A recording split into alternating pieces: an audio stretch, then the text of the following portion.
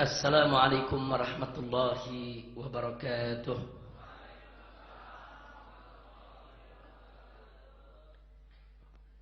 Bismillah walhamdulillah wassalatu wassalamu ala rasulillah wa ala alihi wa sahbihi wa mawalah. Ashhadu an la ilaha illallah wahdahu la syarika lah wa ashhadu anna sayyidana Muhammadan abduhu wa rasuluh la nabiyya ba'dah. Allahumma anfa'na bima 'allamtana wa 'allimna ma yanfa'una. Allahumma zidna ilma warzuqna fahma wa atina hikmah. Allahumma barik lana fi majlisina hadha birahmatika ya arhamar rahimin walhamdulillahi rabbil alamin. Taqabbalallahu minna wa minkum fataqabbal ya karim. Ahiba'il kiram, usikum jami'a wa nafsi bi taqwallah wa bi ta'ati Rasulillahi sallallahu alaihi wasallam. Fa asallahu subhanahu wa ta'ala an yaj'alana jami'an minal muttaqin. Kepada para habaib, para alim ulama, para kiai, para asatidz dan segenap kaum muslimin rahimakumullah, baik yang saat ini hadir bersama kita di majelis ini ataupun yang sedang mendengarkan melalui yaitu radio ataupun TV streaming FPI dan juga melalui radio maupun TV Rasil. Mudah-mudahan pertemuan kita pada pagi hari ini akan menjadi penyebab turunnya rahmat dan barakah. Ahiba'il kiram, satu minggu ini saya banyak dihujani pertanyaan dari masyarakat di berbagai tempat, khususnya di ibu kota Jakarta, tentang banyaknya masjid dan mushola yang menolak mensolatkan jenazah bagi orang Islam yang meninggal dunia yang di masa hidupnya mendukung dan memilih orang kafir sebagai pemimpin.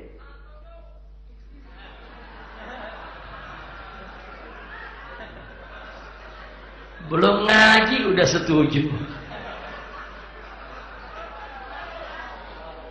Baik, saya mau tanya sama jamaah, ini pertanyaan abaikan saja atau dijawab? Katanya udah setuju. Kalau udah setuju jangan dijawab lagi. Nah, karena ini menjadi pertanyaan banyak orang, saya pikir pada hari ini perlu kita sama-sama mengaji tentang firman Allah dalam surat At-Taubah ayat 84. Jadi perlu diketahui berkenaan dengan surat At-Taubah, saudara, ini ada ceritanya di mana tatkala Nabi mengajak umatnya di Madinah untuk berjihad, orang-orang munafik dengan berbagai macam alasan menolak untuk berangkat berjihad. Jadi mereka menolak ajakan Nabi alaihi salatu wassalam. Nah, kemudian setelah Nabi kembali, mereka-mereka yang tidak ikut berjihad tersebut Satu persatu tentunya diidentifikasi dan juga dilihat tentang alasan mereka. Ada beberapa orang yang betul-betul punya uzur. Tapi itu pun mereka-mereka yang tidak ikut berjihad tersebut itu diboikot oleh umat Islam. Satu kota, termasuk ada sahabat Nabi, mereka bukan munafik, ada beberapa orang bukan munafik, tapi melakukan satu kesalahan karena tidak ikut, akhirnya masuk dalam pemboikotan tersebut. Nah, yang ingin saya ceritakan di sini bukan soal itunya, tapi yang menarik adalah bahwa berkaitan dengan mereka ini,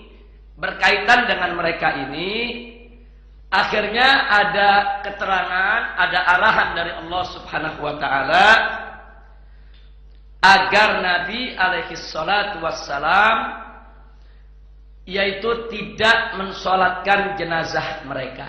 Nah, ini yang saat ini sedang menjadi isu yang cukup hangat di tengah-tengah masyarakat. Di mana sekali lagi ada masjid, ada musola, bahkan kemarin ada pemakaman lagi ikut pasang spanduk.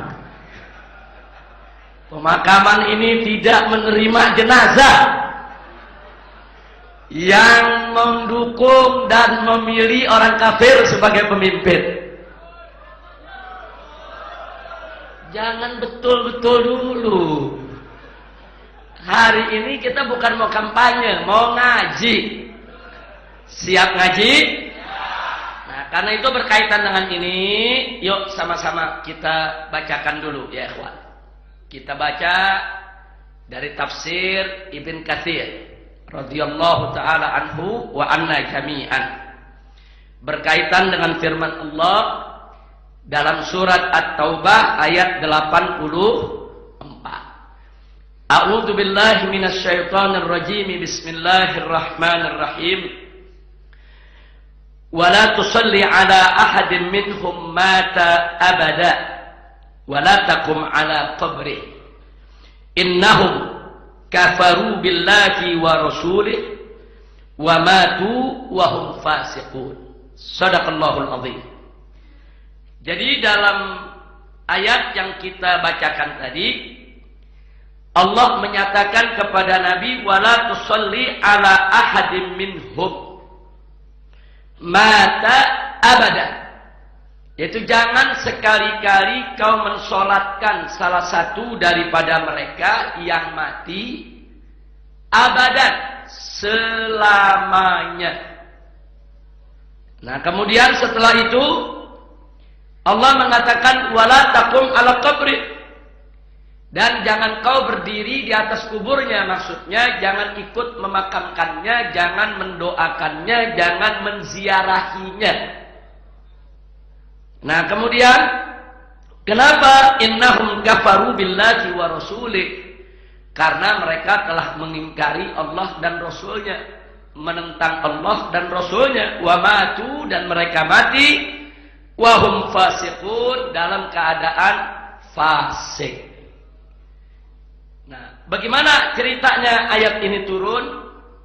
Apa sababun nusulnya? Mari kita lihat dari tafsir Ibn Katsir. Di sini diceritakan oleh Al-Imam Al-Bukhari sebagaimana dikutip oleh Imam Ibn Katsir dalam tafsirnya. Al-Imam Al-Bukhari radhiyallahu taala anhu meriwayatkan sebuah hadis yang bersumber dari Nafi' an Ibni Umar radhiyallahu taala anhuma. Abdullah ibn Umar ini putra Sayyidina Umar ibn Khattab. Beliau menceritakan, lamma tuwfiya Abdullah ibn Ubay, tatkala Abdullah ibn Ubay wafat. Abdullah ibn Ubay itu rasul munafiqin, biangnya munafik di zaman Nabi, dedengkotnya munafik itu Abdullah ibn Ubay. Jadi dikatakan lamma tuwfiya Abdullah ibn Ubay, tatkala Abdullah ibn Ubay biangnya munafik ini wafat, meninggal dunia, jaa ibnuhu, putranya Abdullah ibn Ubay yang bernama Abdullah ibn Abdullah. Jadi putranya juga ada namanya Abdullah, sama dengan nama bapaknya. Nah, datang putranya ini, kemana dia datang? Ila Rasulillah sallallahu alaihi wasallam. Dia datang menghadap kepada Rasulullah sallallahu alaihi wasallam, fasa'alahu. Kemudian sang putra tadi meminta kepada Nabi an yu'tiyahu qamisahu, agar Nabi memberikan kepada si putra tadi, yaitu qamisahu, gamisnya Nabi, bajunya Nabi, kemejanya Nabi, kamis. Nah, kemudian untuk apa? Yukfan fihi, yaitu yukafan fihi aba. Yukafin fihi aba.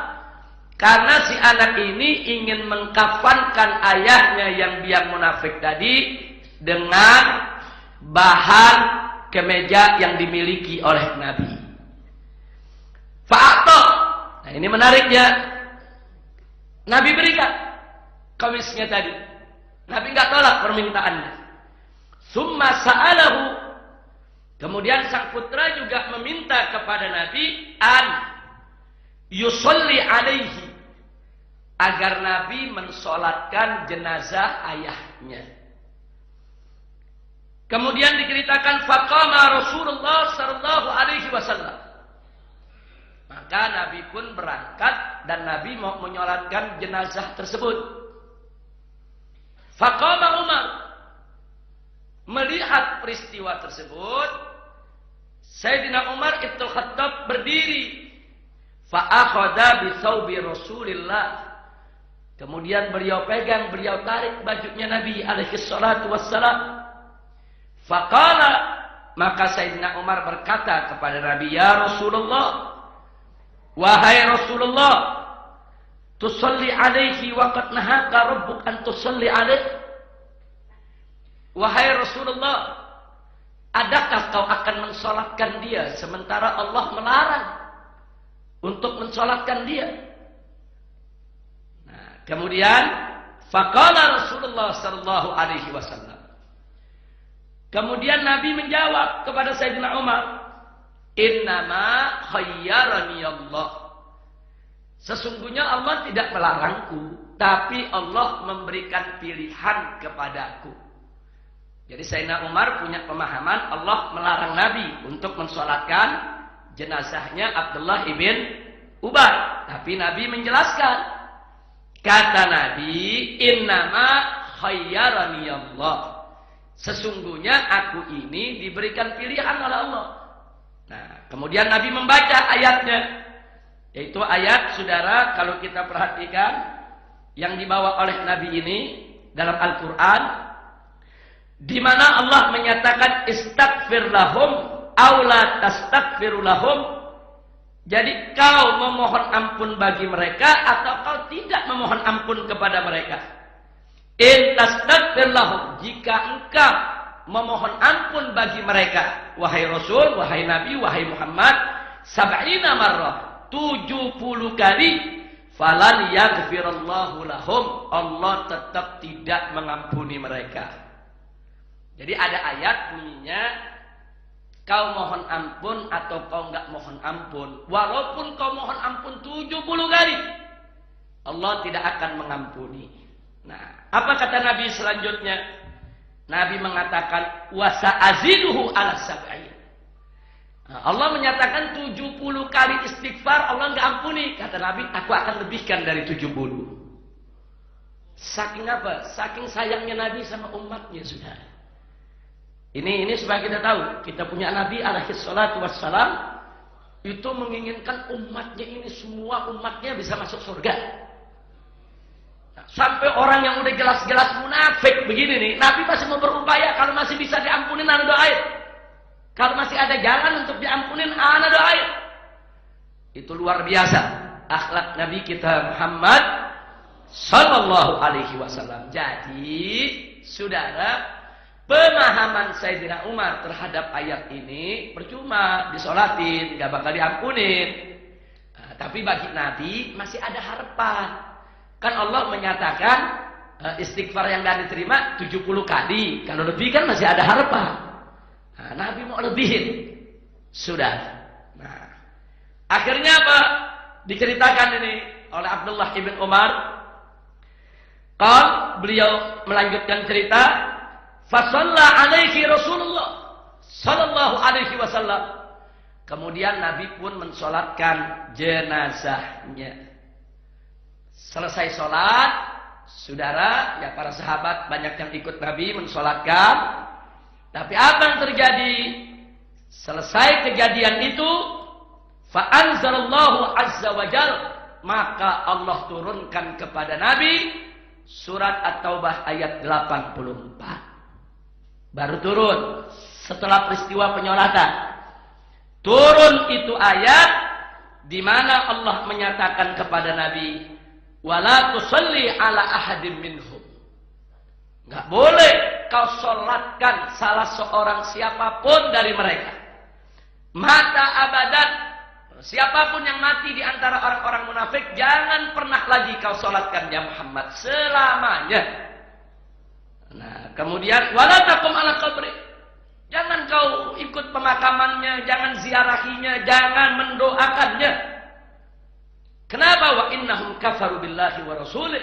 Mereka sudah menentang Allah terang-terangan, mengingkari Allah dan Rasulnya secara terang-terangan. Nah, akhirnya apa? Allah menyatakan wa matu wa hum fasiqun, dan mereka mati dalam keadaan fasik. Begitu ayat ini turun, tidak pernah lagi Nabi mau mensolatkan jenazah munafik, saudara. Nah, jadi tolong diperhatikan baik-baik tuh. Jadi waktu Nabi mensolatkan, ayat ini belum turun. Nah, ayat ini belum turun. Nah, kadang-kadang nih, saudara ada yang pakai itu dalil. Wah, kenapa nggak disolatin? Abdullah ibn Ubay aja disolatin sama Nabi. Nah, jangan lupa tuh, ada yang pakai dalil, itu namanya korupsi dalil. Nah, itu namanya korupsi dalil. Dia cuma ambil separuh cerita.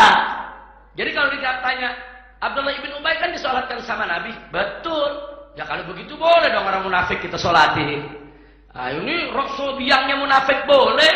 Nah, ini namanya korupsi dalil. Kita jawab, kita betul. Nabi mensolatkan, yaitu jenazah Abdullah ibn Ubay sebelum ayat ini turun. Nah, pertanyaannya, apakah Nabi salah mensolatkan? Oh enggak, Nabi enggak salah. Apa yang Nabi lakukan sudah benar. Terus pertanyaannya, tapi kan ditegur oleh Allah.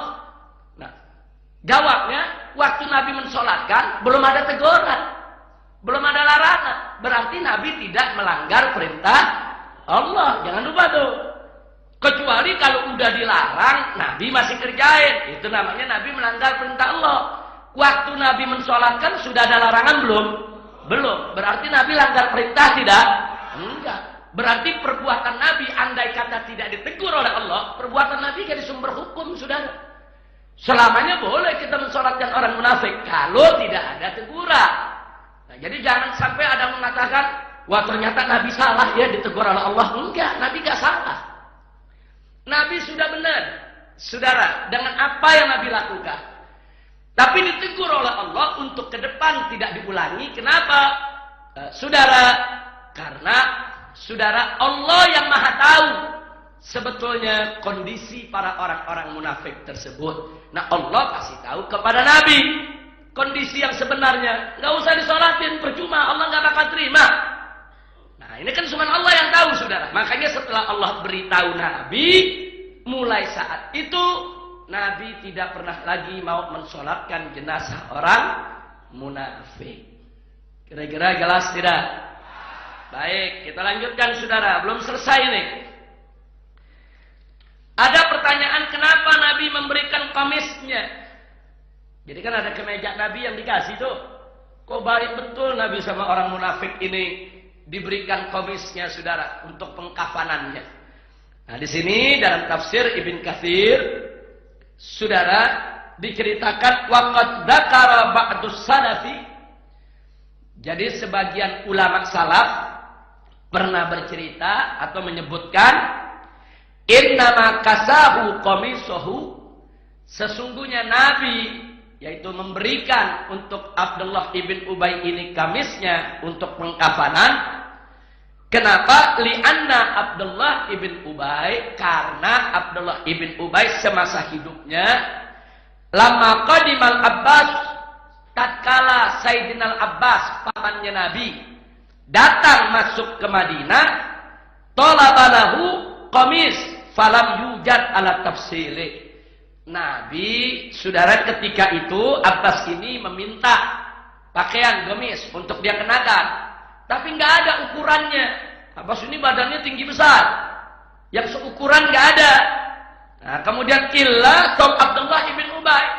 Kecuali Abdullah ibn Ubay yang badannya sebanding sama Abbas. Nah, akhirnya Abdullah ibn Ubay ini li'annahu kana dohman tawilan. Itu tinggi besar. Nah, fafa'ala dzalika bihi Rasulullah mukafa'atan lah. Nah, karena waktu itu Abdullah ibn Ubay punya baju dikasih buat Abbas pamannya Nabi, maka terakhir waktu anaknya mintakan gamis kepada Nabi, Nabi berikan mukafa'atan lah. Sebagai apa? Sebagai balas jasa. Oh iya, dulu kan dia kasih bajunya buat pamannya Abbas. Nah, sekarang Nabi kasih gamisnya untuk yang bersangkutan. Jadi nggak ada di situ kita bicara soal kelebihan tertentu atau keistimewaan orang munafik, enggak.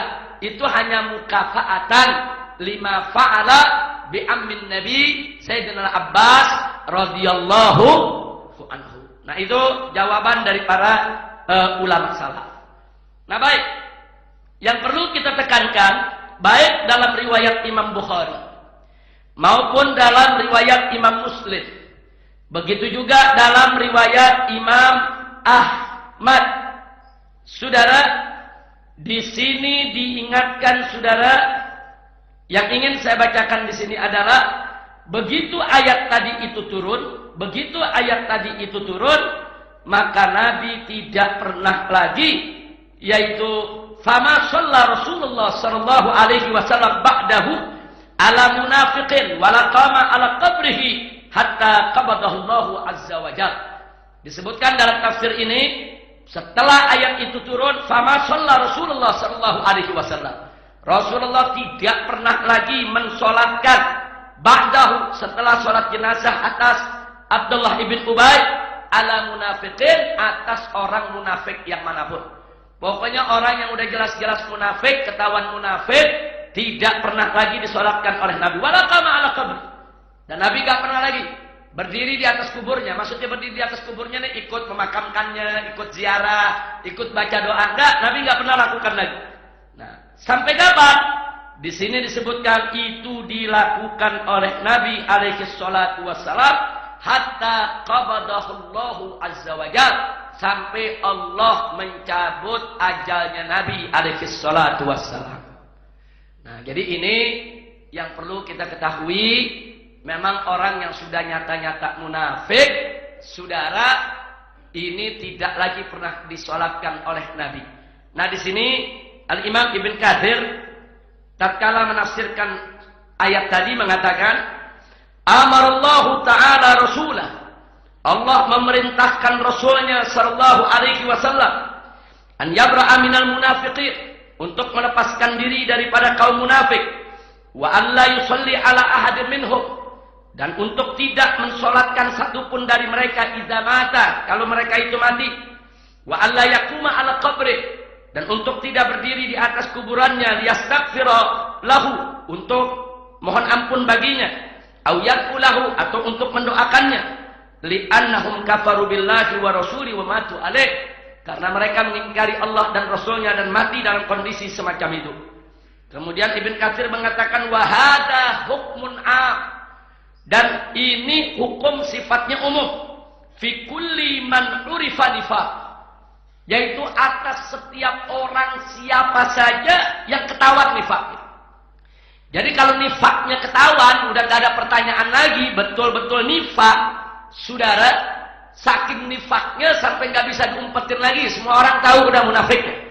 Jadi kalau kita udah yakin betul, yakin orang ini munafik, maka hukum ini berlaku. Wa in kana, kata Ibn Katsir, wa in kana sababun nuzulil ayat fi Abdullah ibn Ubay, Walaupun sababun nuzul ayat ini untuk Abdullah ibn Ubay, tapi berlaku untuk semua kaum munafik.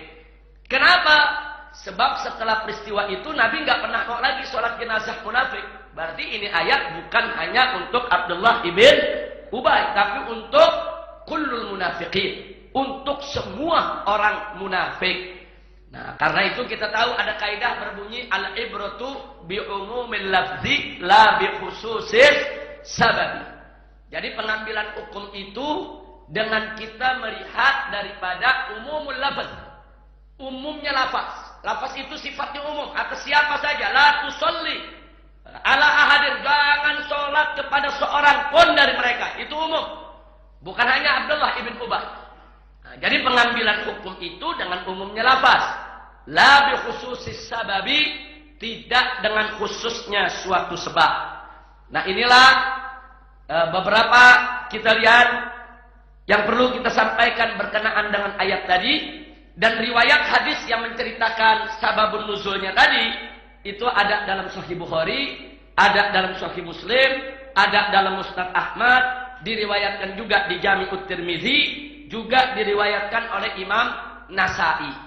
Artinya cerita yang kita sampaikan tadi atau yang dikutip oleh Imam Ibn Katsir ini banyak dinukilkan oleh ulama-ulama hadis yang tidak kita ragukan lagi. Nah baik, kita lanjutkan. Saudara, ada seorang sahabat Nabi alaihi salatu wassalam bernama Hudzaifah ibnul Yaman.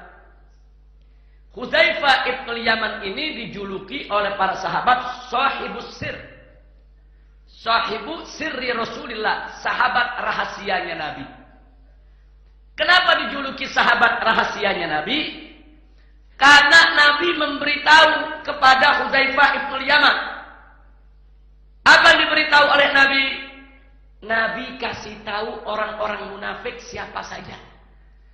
Jadi Hudzaifah ibnul Yaman tunjukin tuh yang munafik yang itu, yang munafik yang itu, yang munafik tuh fulan bin fulan, fulan bin fulan. Terus Nabi kasih amanat sama Hudzaifah, la tukhbir ahadan. Jangan kasih tahu orang lain. Enggak boleh. Nah, karena Nabi larang untuk memberitahu orang lain, berarti itu khusus hanya untuk Hudzaifah ibnul Yaman. Semua sahabat tahu Hudzaifah ibnul Yaman ini diamanatkan begitu. Sampai-sampai Sayyidina Umar ngorek-ngorek ke Abdullah ibnul Hudzaifah ibnul Yaman. Cuman Sayyidina Umar nggak ngorek-ngorek yang lain, ngorek-ngorek buat pribadinya. Jadi dipanggil Hudzaifah ibnul Yaman, coba Hudzaifah tolong kasih tahu aku. Itu di antara nama-nama Nabi sebut itu munafik. Aku termasuk gak di dalamnya? Jadi pertanyaannya mau tahu dirinya termasuk gak munafik? Nah kemudian Hudzaifah tersenyum, menggelengkan kepalanya. Kalau Sayyidina Umar gak termasuk dalam kelompok itu. Tapi Sayyidina Umar nanya, siapa aja sih? Dijawab oleh Hudzaifah ibnul Yaman, gak boleh. Nabi larang aku untuk menyampaikannya. Nah lalu Sayyidina Umar, walaupun begitu Sayyidina Umar ini cerdas.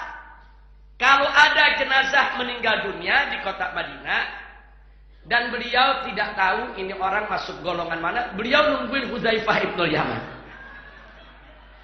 Pokoknya kalau Hudzaifah ibnul Yaman datang ke masjid ikut sholat, Sayyidina Umar ikut sholat. Kalau Hudzaifah ibnul Yaman gak ikut sholat, apalagi langsung pulang, Sayyidina Umar ikut pulang. Nah ini kejadian, saudara. Nah, jadi Hudzaifah itu mengamalkan untuk dirinya, tapi Sayyidina Umar nggak mau ketinggalan, diikutin Hudzaifah. Nah, dia sholat kan nih? Kalau dia nggak sholat, dia ikut pulang, saudara. Nah, artinya apa di sini? Artinya memang orang-orang yang sudah jelas-jelas munafik itu masuk dalam ayat ini, yang sudah jelas. Nah, tapi jangan semua kita sebut munafik dulu. Nah, yang jelas-jelas munafik, ya memang masuk ini. Nah. Jadi munafik itu seperti apa sih? Seperti kalau dia nggak tahu, dia belum masuk kategori munafik. Kalau dia nggak tahu hukum. Tapi kalau udah berkali-kali dikasih tahu habaib, dikasih tahu kiai, tafsirnya dibacain, masih ngotot aja ngotot. Nah, yang begini ada gitu? Ada, saudara. Udah dikasih tahu. Kalau belum dikasih tahu, belum ngaji, emang dia nggak paham, nggak boleh kita tuduh munafik dulu. Orang nggak tahu dikasih tahu, yang nggak paham dipahamkan. Itu kewajiban kita, saudara. Nah, tapi kalau dia udah dikasih tahu berkali-kali, tapi masih ngotot nyalain kiai lagi. Nah, itu kalau yang udah begitu udah fasik itu saudara. Nah, kalau pertanyaannya kalau tekanan ekonomi bagaimana Habib? Nah, ini kan ada urusan ekonomi nih. Saudara, justru kalau bicara tekanan ekonomi, kita umat Islam harus rame-rame meyakinkan yang bersangkutan bahwa kalau dia tidak pilih si kafir, nggak usah khawatir, BPJS-nya nggak batal. Nggak usah khawatir, KPJ-nya nggak batal. Itu ditakut-takuti, saudara, semuanya bohong. Oh, kamu kalau nggak pilih nanti BPJS batal, nanti ke rumah sakit bayar. Wah, nanti kartu pintar Jakartanya diambil, nanti anak-anakmu sekolah mesti bayar. Itu bohong. Kalau ada mengatakan kalau nggak milih si kafir, nanti pembangunan jembatan berhenti. Siapa bilang ini bukan duit pribadi dia? Itu pembangunan jalan, pembangunan jembatan, pembangunan LRT, MRT, pembangunan pembersihan sungai-sungai, pembangunan perumahan, itu semua agenda negara. Bahkan sebagian pembangunan di Jakarta ini agenda pemerintah pusat, bukan pemerintah daerah. Jadi siapapun yang jadi gubernur tetap saja kesehatan, pendidikan masyarakat tetap jalan. Ini mesti kita kasih paham. Kalau dikasih paham nggak ngerti juga, emang nggak paham lah. Bagaimana kita ngomongnya sudah? Kira-kira jelas tidak? Maka itu kita minta bantuan jamaah nih, kasih tahu. Jangan sampai dibohongin. Wah, nanti kalau nggak milih begini, itu teror. Kesian orang-orang kita tadi saudara, karena takut diteror, karena takut ekonomi, akhirnya terpaksa dia milih. Saudara, nah orang-orang semacam ini patut dikasihani. Nah karena itu sebelum atau jangan sampai terulang lagi, yuk dari sekarang. Ini waktu kita hanya tinggal berapa minggu? Ada 5-6 minggu lagi. Nah, jadi yuk mari kita berikan kesadaran kepada masyarakat. Jangan takut diteror, jangan takut diancam. Kalau ada ancaman dari RT, laporin ke kita. RT-nya kita ganyang rame-rame. Setuju? Enggak boleh, orang enggak boleh diancam, biar dia bebas milih, saudara. RT enggak boleh ngancam, RW enggak boleh ngancam, lurah enggak boleh ngancam, saudara. Jangan. Saudara jangan, cuma dikasih satu keluarga 400.000, udah pilih orang kafir. Cuma dikasih 1 juta, udah pilih orang kafir. Dia enggak tahu suara dia itu, saudara, memenangkan orang kafir. Nanti si kafirnya ini membuat kebijakan yang merugikan orang banyak, merugikan umat Islam, merugikan maslahat kaum muslimin. Jangan terpengaruh dengan segala macam teror, saudara. Kira-kira jelas tidak? Baik, kembali ngaji lagi.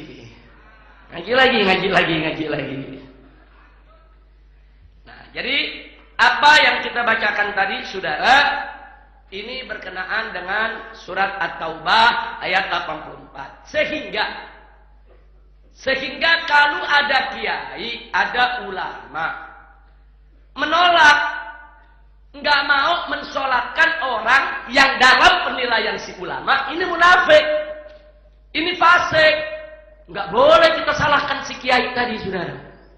Dia punya hak untuk menolak. Dia punya hak. Saudara, kalau ada orang meninggal dunia, meninggal dunianya karena semalam mabok nyungsep di got mati. Nah, terus si ulama dengar begitu, nggak mau dia sholatkan, itu hak si ulama, saudara. Itu hak si ulama. Jadi jangan kita paksa si kiai tadi untuk mensolatkan, saudara. Jangan. Nah, dan itu banyak positifnya. Positifnya apa? Jadi pelajaran buat yang lain.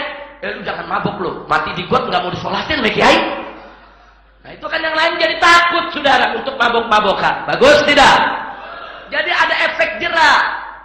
Nah, jadi jangan dipaksa. Ada kiai nggak mau mensolatkan orang yang mati bunuh diri, itu hak kiai, saudara.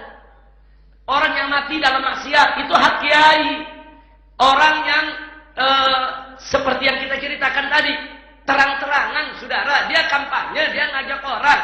Untuk apa melawan kiai? Dia pilih orang kafir sebagai pemimpin. Kiainya tahu, terus kiai nggak mau sholatkan. Itu hak kiai, saudara. Kira-kira jelas tidak? Nah sekarang si kiai punya murid, muridnya ikut-ikutan, nggak mau juga. Ya itu hak murid yang ngikutin kiai, saudara. Nah terus ada yang protes, Habib.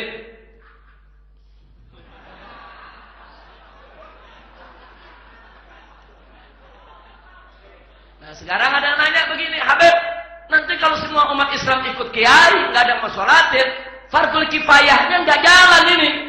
Nah ini kan bicara fardul kifayah, ini pengurusan jenazah. Nah sekarang mari kita lihat, saudara. Ada satu riwayat yang cukup bagus yang ingin saya bacakan ke Anda. Mari kita perhatikan. Di sini diceritakan walihada, dan karena ini setelah ayat tadi turun, karena Rasulullah sallallahu alaihi wasallam, dulu kita punya Nabi alaihi salatu wasallam, ba'da nuzul hadhil ayatil karimah, setelah turunnya ayat yang mulia ini, la yusalli ala ahadin minal munafiqin. Nabi enggak pernah lagi mensolatkan seorang pun daripada munafik. Wala yaqumu ala qabr, dan tidak juga mau untuk menziarahinya, ikut pemakamannya atau mendoakannya di kuburnya. Kama qala Imam Ahmad, sebagaimana diceritakan oleh Imam Ahmad radhiyallahu taala anhu, haddatsana Yaqub haddatsana Abi an Abihi haddatsani Abdullah ibn Abi Qutadah an Abi. Nah, ini ada satu hadis yang diriwayatkan oleh Imam Ahmad. Karena Rasulullah sallallahu alaihi wasallam, dulu kita punya Nabi, idza du'iya ila janazatin, kalau Nabi diundang untuk mensolati satu jenazah, sa'ala anha, maka Nabi akan bertanya dulu tentang si jenazah tadi, saudara. Fa in adna 'alaiha khairan, kalau masyarakat memuji itu jenazah, ya Rasulullah dia orang baik, dia orang bagus, dipuji oleh masyarakat. Nah, maka apa? Qama fa shalla 'alaiha, maka Nabi mensolatkan. Jadi kalau ada jenazah Nabi nggak kenal, Nabi tanya dulu, ini orang bagaimana waktu hidupnya. Nah kalau dipuji, ini orang baik, ini orang bagus, ini orang, pokoknya orang soleh dan lain sebagainya, Nabi sholatin. Wa in kana ghairu dzalik, tapi kalau ternyata Nabi dengar dari masyarakat kebalikannya, ini orang nggak baik, masyarakat ngomong macam-macam tentang jenazah tadi, qala li ahliha, maka Nabi mengatakan kepada keluarga jenazah tadi, sya'nukum biha, ini urusan kalian. Nabi pergi. Jadi Nabi suruh keluarganya aja udah yang ngurusin. Artinya kalau keluarganya yang ngurusin, keluarganya yang sholatin, fardhu kifayahnya selesai. Kan disolatin sama keluarganya selesai. Nggak mesti disolatin sama kiai dan umat, sudah. Nah, jadi fardhu kifayah itu bukan jadi alasan. Jadi kalau sekarang ini ada orang-orang yang sengaja udah dikasih tahu kiai, udah dikasih tahu habib, bukan dia nggak tahu, bukan. Kalau dia nggak tahu lain, saudara. Udah dikasih tahu, saudara. Oh alasan dia takut, udah dikasih pemahaman, nggak usah takut, saudara. Udah banyak yang mau bela dia, banyak yang mau bantu dia. Yang penting jangan pilih orang kafir jadi pemimpin. Tapi tetap ngotot, dia pilih orang jadi pemimpin, saudara. Orang kafir jadi pemimpin. Kemudian kiai nggak mau sholatin, masyarakat nggak mau sholatin, jamaah masjid nggak mau sholatin, nggak salah, saudara. Kiainya nggak salah, masyarakatnya nggak salah, masjidnya nggak salah. Nah kalau pertanyaannya, tapi nanti kalau nggak ada yang urus bagaimana nggak sholat? Suruh keluarganya sholatin, atau suruh golongannya sholatin yang sama-sama milih orang kafir. Saya tanya, yang milih orang kafir ada juga kan selain dia kan? Suruh sholatin aja bareng-bareng, ada sholatin sendiri. Lu yang mandiin, lu yang kafanin, lu yang sholatin, lu yang kuburin. Gua nggak mau ikut. Kira-kira saya mau tanya, kalau kiai punya sikap semacam itu, saudara, kalau kita lihat ini dari dalil-dalil yang kita sampaikan tadi, saudara, salah gak kiainya? Nah, salah. Nah, cuma memang sampai hari ini, baik ulama, ormas Islam, MUI dan lain sebagainya, tidak ada yang memberikan fatwa. Masjid-masjid tolak jenazah pendukung orang kafir. Nggak ada, saudara. Tapi sekarang saya ditanya, lalu bagaimana tuh spanduk-spanduk? Nah, spanduk-spanduk ditulis di masjid-masjid. Saya jawab, itu bukan fatwa ulama, itu keputusan pengurus masjid. Lah pengurus masjid punya hak untuk bikin keputusan.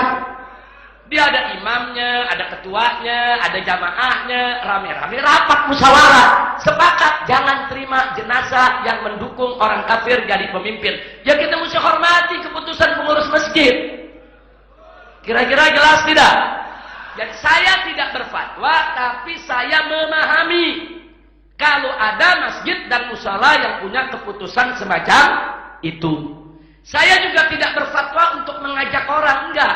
Tapi saya pribadi, saya tidak akan mensolatkan jenazah siapapun yang saya tahu mendukung dan membela serta memilih orang kafir sebagai pemimpin di wilayah mayoritas muslim.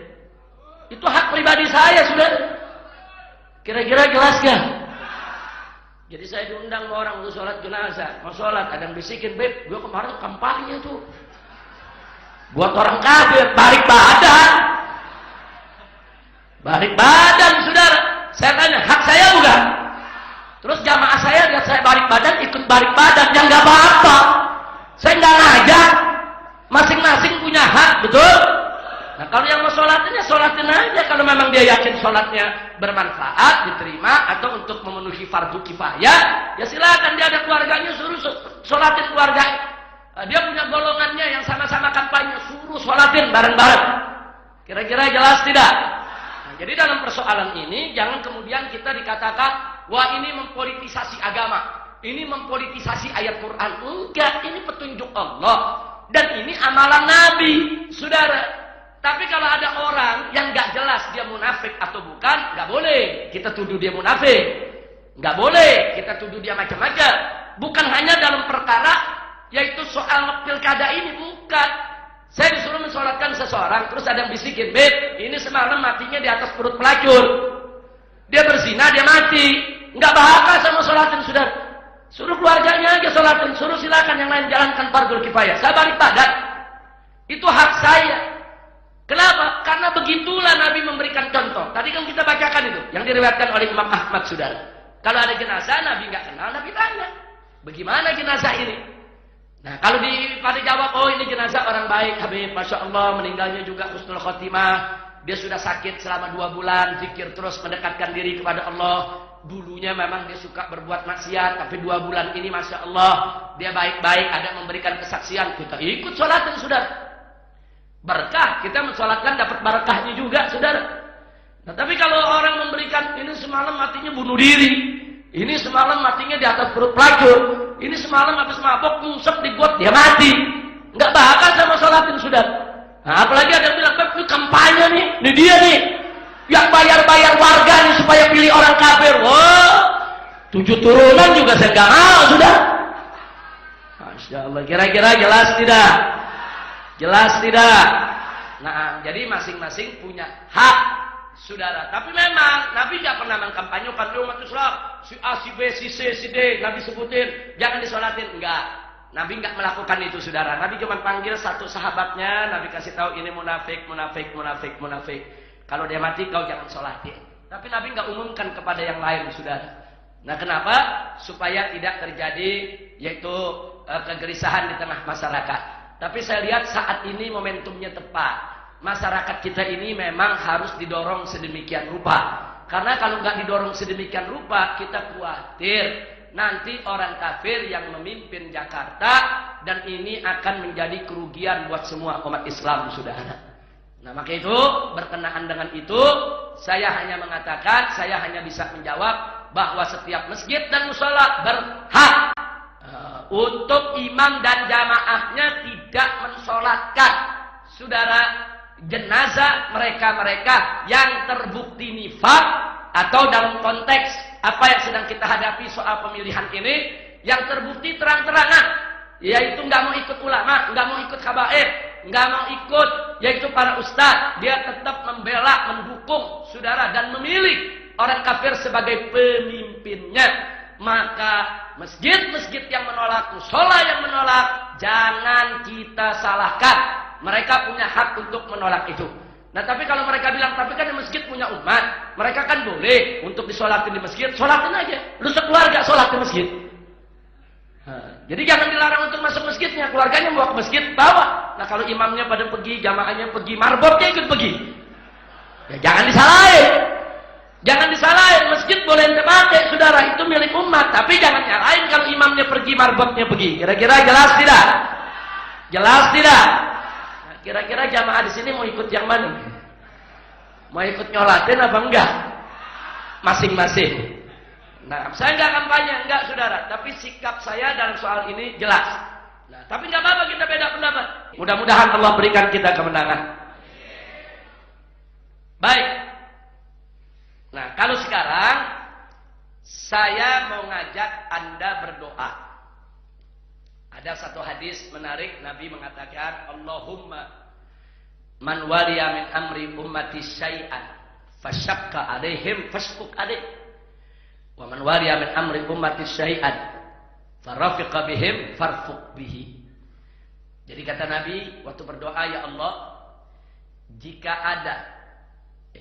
ada seseorang yang kau berikan dia itu kuasa untuk menangani urusan aku punya umat, kemudian dia bikin sulit aku punya umat, bikin sulit hidupnya, ya Allah. Ini doa Nabi.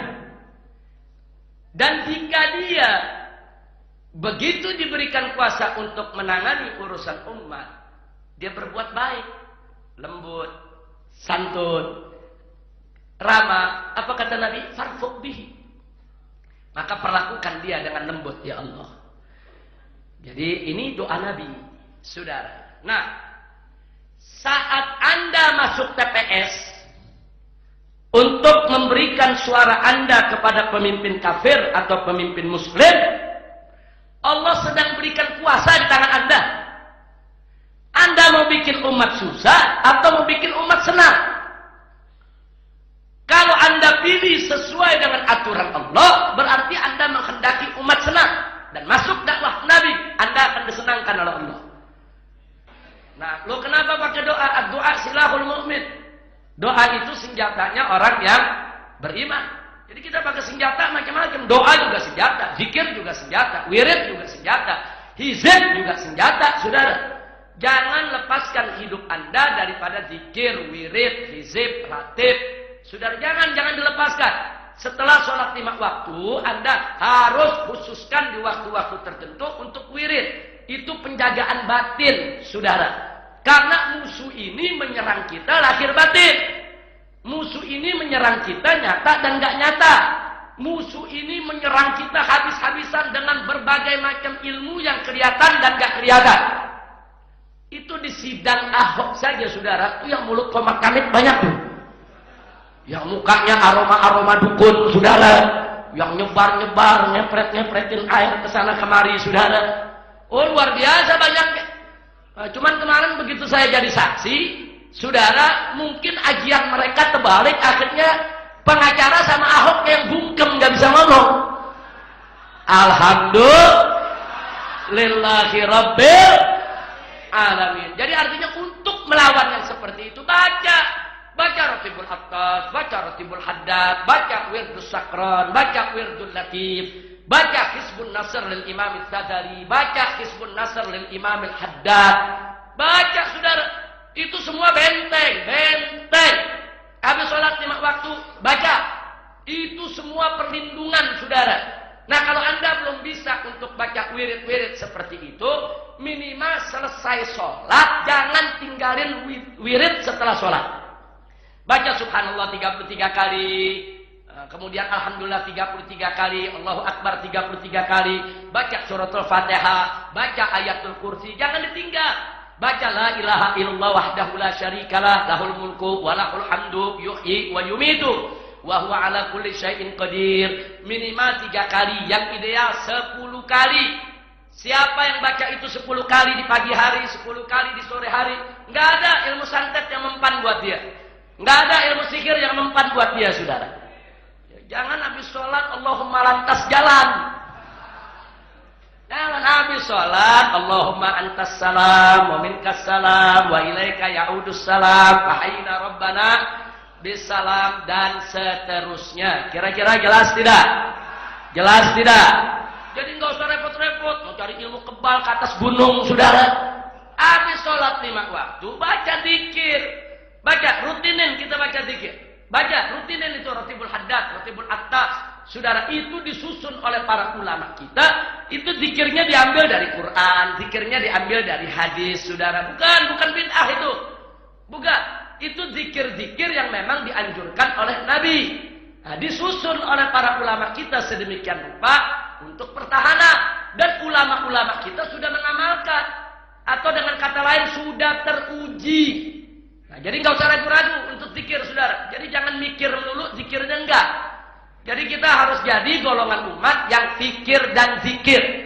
Jadi kita berpikir, kita belajar, kita kaji ilmu, tapi zikir juga jangan ditinggalkan. Begitu juga sholawat.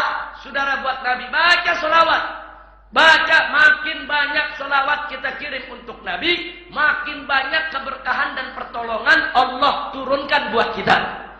Jangan sembarangan, saudara. Apalagi baca Quran. Ini baca Quran sampai dalam satu hadis qudsi Allah mengatakan, saudara, man sagalathu tilawatu kitabi an dzikri wa mas'alati fa ataituhu afdalu ma ataitu sa'ili. Apa kata Allah di dalam hadis qudsi? Barang siapa yang sibuk dengan membaca kitab suciku, saking sibuknya dia nggak sempat baca zikir, saking sibuknya sampai dia nggak sempat berdoa minta ini minta itu sama Allah. Dia sibuk baca Quran.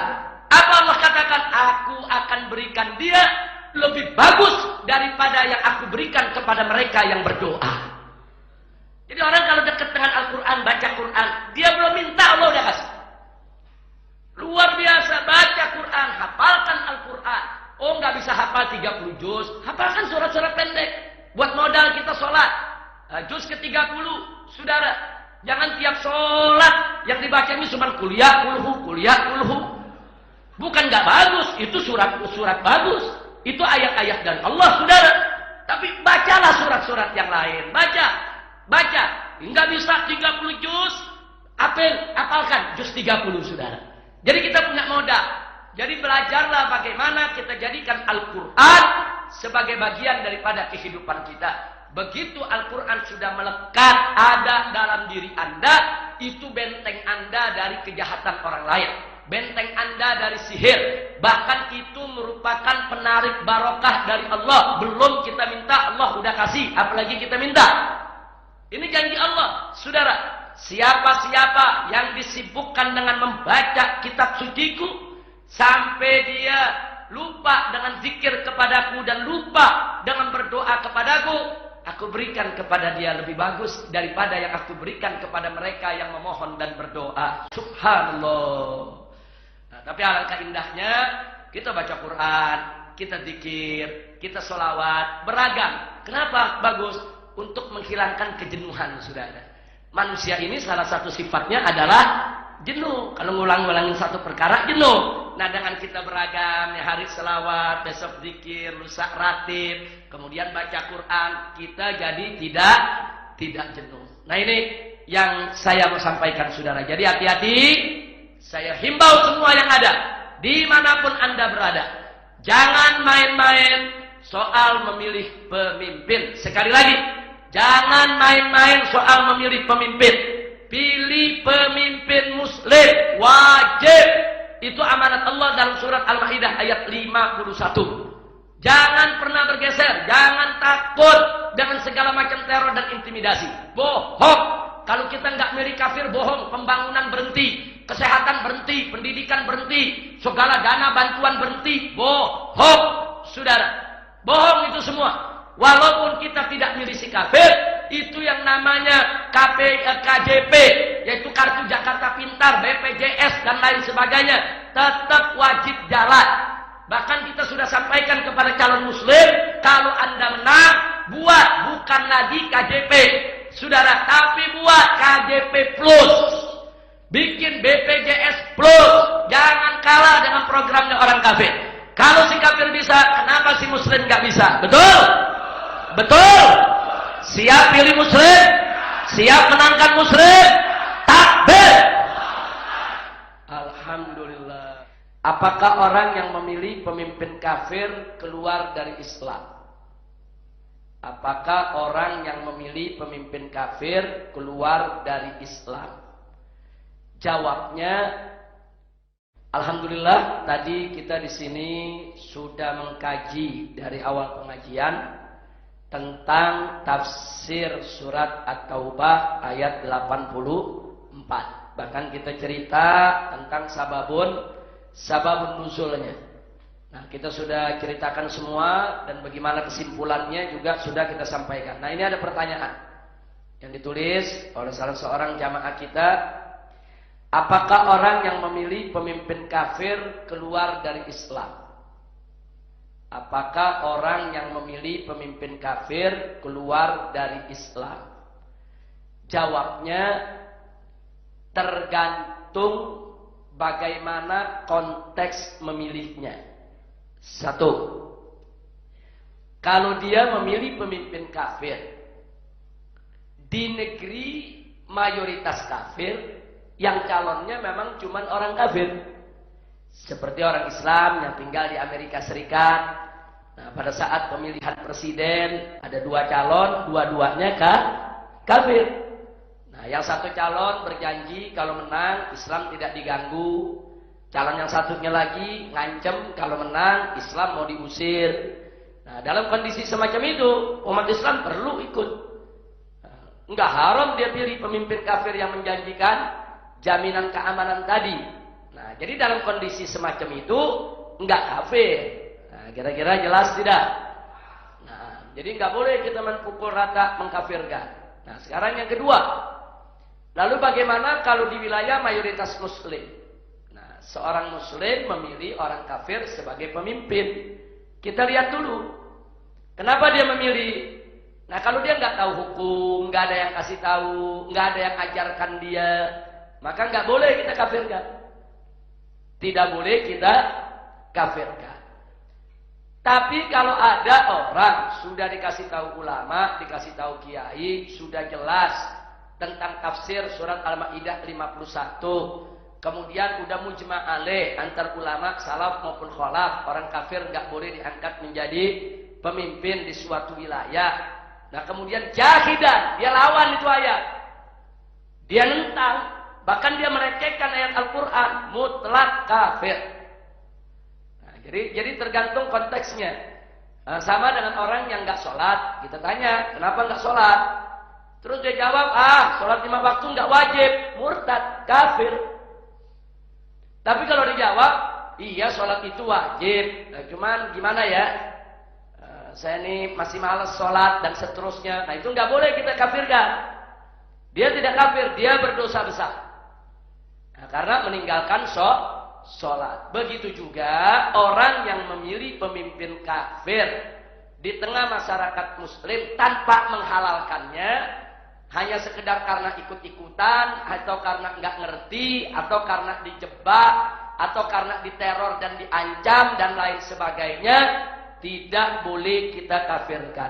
Jadi jangan juga kita berlebihan, ngafir-ngafirin seenaknya. Tapi mereka berdosa, dosa besar. Jadi ini sama juga seperti tadi kita cerita, orang nggak sholat dosa besar. Nah, apakah dia kafir atau tidak? Tergantung. Kalau dia melawan perintah Allah, nggak ada itu. Wajib-wajib, nggak benar tuh. Itu murtad dari agama. Tapi kalau sekedar dia nggak sholat, ya dia dosa besar. Orang berzina dosa besar, nggak kafir. Orang mencuri dosa, nggak kafir. Nah, jadi sekali lagi, ini persoalan kepemimpinan, ini termasuk persoalan hukum fikih, masuk halal haram. Kalau dia langgar, dia berdosa. Selama, nah dia tidak jahidan, dia nggak melawan ulama, yai, sampai merecehkan Al-Quran, saudara, dan seterusnya, dia tidak kita kafirkan. Nah, tapi sekurang-kurangnya kalau mereka-mereka yang terus melawan ulama kiai dalam soal tafsir Al-Maidah 51 secara terang-terangan, apalagi ngajak-ngajak orang untuk milih pemimpin kafir, saudara, sekurang-kurangnya mereka ini adalah munafik. Tadi sudah kita bacakan, kita sudah cerita soal nifaq, saudara. Nah, ini dan tadi sudah kita bahas. Nah, kalau munafik aja nggak boleh kita sholatin, apalagi kafir. Nah, jadi ini yang mesti kita jadikan sandaran. Kemudian pertanyaan kedua, di dalam surat Al-Maidah, bukan Al-Maidah, surat At-Taubah ayat 80 yang tadi kita bahas, di situ kan ada firman Allah yang berbunyi istaghfir lahum aw la tastaghfir lahum In tastaghfir lahum 70 marrah fala yaghfirullahu lahum. Jadi baik engkau memohonkan ampun untuk mereka wahai Nabi, ataupun engkau tidak memohonkan ampun untuk mereka. Dan kalaupun engkau memohonkan ampun untuk mereka 70 kali, niscaya Allah tidak akan mengampuni mereka. Di situ menggunakan lan. Lan itu harfun nafil istiqbal, yaitu menunjukkan kalau lan itu kalau bahasa Indonesia udah tidak akan diampuni. Nah, pertanyaannya, kenapa sudah disebutkan tidak akan diampuni, kok Nabi masih mensolatkan? Nah, tadi sudah kita jawab, saudara. Ayat ini dalam pemahaman yang Nabi sampaikan kepada kita, takhyir, khayyarani Allah, kata Nabi. Allah memberikan aku pilihan, mau dimohonin ampun atau tidak dimohonkan ampun. Tapi kalau dimohonkan ampun 70 kali, Allah nggak terima. Aku lebihkan dari 70 kali. Nah, di sini pemahaman semacam ini, itu dalam konteks usul fikih, justru ini menjadi dalil buat kita. Dalam usul fikih itu ada yang disebut mafhumul adat. Nah, artinya mafhumul adat, kalau 70 kali nggak diampuni, lebih dari 70 kali kan belum tentu. Bisa jadi diampuni. Itu namanya mafhumul adat. Justru dengan adanya peristiwa ini, Nabi mengajarkan kepada kita apa yang disebut metodologi mafhumul adat, yaitu mengambil suatu pemahaman dari suatu nas sesuai dengan jumlah hitungan yang disebutkan dalam nas tersebut. Nah, jadi sekali lagi, Nabi tidak salah, Nabi sudah tepat memahami ayat sebagaimana yang Nabi lakukan. Nah, adapun setelah itu, kemudian Allah melarang Nabi jangan lagi mensolatkan orang-orang munafik, bukan karena Nabi salah, bukan, tapi itu penyempurnaan syariat. Karena Allah yang maha tahu akan rahasianya. Yang tahu arti manusia kan Allah, yang tahu rahasia gaib kan Allah. Kan cuma Allah yang tahu kalau ini nggak bakal diterima istighfarnya, ini nggak bakal diampuni sama Allah. Cuma Allah yang tahu, bukan Nabi. Sudah, Nabi tidak akan pernah tahu tanpa izin Allah. Nah, Allah yang maha tahu itu ngasih tahu Nabi, ke depan jangan lagi disolatin jenazah orang-orang munafik. Nah, jadi tidak ada yang kontradiktif dari pemahaman ayat ini. Baik. Nah, kemudian ada pertanyaan cukup menarik. Atas dasar apa Sayyidina Umar melarang Nabi untuk mensolatkan Abdullah ibn Ubay sementara ayat belum turun? Atas dasar apa? Jawabnya, atas dasar ayat yang barusan, yang 80. Kan diampun, mau diminta ampun nggak bakal diampuni. Pemahaman Sayyidina Umar, kalau udah nggak diampuni mau ngapain disolatkan? Nah, ini kan namanya pemahaman. Dan Nabi menghargai pemahaman Sayyidina Umar. Nabi nggak mengatakan, Abu Umar goblok kamu, nggak ada, sudah. Nabi hargai, itu pendapat Sayyidina Umar. Tapi Nabi menerangkan kepada Umar radhiyallahu taala anhu, khayyarani Allah. Nah, aku ini diberikan pilihan oleh Allah. Nah, jadi sekali lagi, kalau ditanya atas dasar apa? Jawabnya karena Sayyidina Umar memahami ayat ini bahwa orang munafik itu walaupun dimohonkan ampun sudah tidak akan diterima. Nah, kalau nggak diterima mau ngapain disolatin? Kan sia-sia. Nah, itu pendapat Sayyidina Umar. Nah, jadi sekali lagi, kalau pertanyaannya mana pendapat yang benar, Sayyidina Umar atau Nabi? Ya pasti Nabi dong. Nggak mungkin kita katakan pendapat Umar lebih betul dari Nabi. Saat itu pendapat Nabi yang betul, bukan Sayyidina Umar. Kenapa? Karena ucapan Nabi sumber hukum. Ucapan Sayyidina Umar bukan sumber hukum. Karena Nabi dapat wahyu dari Allah. Sayyidina Umar bukan Nabi yang dapat wahyu. Saat itu, ketika itu, kejadian itu, pendapat Nabi yang benar, bukan pendapat Sayyidina Umar. Nah, adapun setelah itu, ada pembaharuan syariat. Ini kan namanya pembaharuan syariat. Karena Allah yang tahu rahasia, Allah kasih tahu Nabi. Pokoknya ke depan udah jangan disolatin lagi tuh orang-orang munafik. Dan Nabi patuh kepada perintah Allah. Nah, ini bukan keputusan Umar, keputusan Allah. Nah, ini keputusan Allah. Soal keputusan Allah itu sejalan dengan apa yang diharapkan oleh Sayyidina Umar, ya sah-sah saja, saudara. Kan manusia mana aja kan boleh berharap. Tapi itu bukan putusan Sayyidina Umar, tapi putusan Allah. Sebelum putusan Allah ada, putusan Nabi yang berlaku. Setelah putusan Allah ada, putusan Nabi tidak berlaku lagi. Kira-kira jelas tidak? Nah, jangan gara-gara peristiwa ini, kemudian nanti disebut, wah ini Sayyidina Umar kurang ngajar nih. Wah ini Sayyidina Umar nih mau nyelak-nyelak aja nih, larang-larang Nabi. Wah ini Sayyidina Umar so pinter ini. Wah ini riwayat maudhu. Enggak begitu. Kita pahamnya dengan positive thinking. dengan pemikiran yang positif. Sayyidina Umar wajar kalau mengatakan ya Rasulullah kok kan Sayyidina Umar bingung kenapa mesti disolatin kalau di istighfar aja 70 kali nggak bakal diampunin. Nah, tapi dijawab oleh Nabi, ya aku akan istighfar lebih dari 70 kali. Dan Sayyidina Umar nggak bisa jawab. Kenapa Sayyidina Umar nggak bantah lagi untuk jawab? Karena Nabi udah jawab. Pertanyaan Sayyidina Umar, Nabi jawab, ya beliau diam. Sami'na wa ata'na, selesai. Nah, jadi inilah indahnya Islam. Dan inilah indahnya kehidupan Nabi dengan para sahabat. Jadi para sahabat itu nggak dibungkam, nggak boleh bicara, nggak dibungkam, nggak boleh ngasih usulan atau saran. Nah, nggak begitu sudah. Contoh lagi, pernah Nabi alaihissalatu wassalam sekali waktu duduk bersama Sayyidina Umar.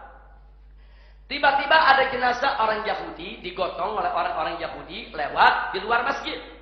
Nabi berdiri. Kemudian Sayyidina Umar tanya, ya Rasulullah, innahu Yahudi. Ini jenazah Yahudi, kenapa kita mesti berdiri hormatin? Jadi dalam paham Sayyidina Umar, dirinya Nabi menghormati jenazah Yahudi. Sayyidina Umar tanya, kenapa mesti kita hormati jenazah Yahudi? Nah, tapi Nabi tetap berdiri. Dan karena Nabi berdiri, Sayyidina Umar tetap berdiri. Dijawab oleh Nabi. Kata Nabi kepada Sayyidina Umar, alaisa nafsan? Bukankah jiwa dia itu adalah sebuah jiwa milik Allah? Nah, di situ Sayyidina Umar tahu, Nabi berdiri bukan menghormatin jenazah bangkitnya Yahudi. Nabi berdiri mengingat kebesaran Allah yang sudah mencabut nyawa si Yahudi tadi, saudara. Nah, jadi jangan jadi semula Sayyidina Umar pikir ini penghormatan buat Yahudi. Nabi menjelaskan, enggak. Ini penghormatan untuk siapa? Untuk yang cabut nyawanya. Ini peristiwa besar. Ada manusia mati, nyawanya dicabut oleh Allah. Ini peristiwa besar. Nah, Nabi diingatkan, begitu ada yang meninggal dunia, Nabi berdiri.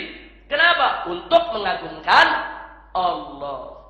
Nah, jadi ini yang perlu kita tahu. Jadi jangan kemudian berdiri dianggap untuk mengkultuskan jenazah Yahudi. Nah, di situ dalam kejadian itu Sayyidina Umar bertanya dan Sayyidina Umar langsung mendapatkan jawaban. Dan Sayyidina Umar tidak membantah. Saudara. Nah, begitu juga dalam peristiwa ini. Sayyidina Umar mencoba menyampaikan pendapatnya, dijelaskan oleh Nabi, dan Sayyidina Umar tidak membantah. Nah, walaupun setelah itu, saudara, setelah itu turun ayat. Ternyata ayat itu sejalan dengan harapan Sayyidina Umar. Enggak ada Sayyidina Umar mengatakan kepada Sayyidina Umar datang kepada Nabi, ya Nabi, tuh bener gue kan? Enggak ada, saudara. Enggak ada. Apa ada riwayatnya begitu?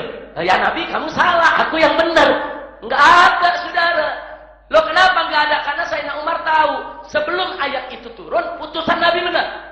Enggak boleh digugat, saudara. Putusan Nabi adalah sumber hukum. Udah benar. Nah, begitu putusan itu turun, itu menjadi nasih, pembatal. Sesuatu yang dibatalkan bukan berarti itu perbuatan salah, tapi Allah ingin lebih sempurna syariat ini, saudara. Nah, jadi jangan lupa. Kalau Nabi ditegur oleh Allah dalam Al-Quran, sekali lagi, kalau Nabi ditegur oleh Allah dalam Al-Quran, bukan berarti Nabi salah. Jangan langsung nuduh Nabi salah.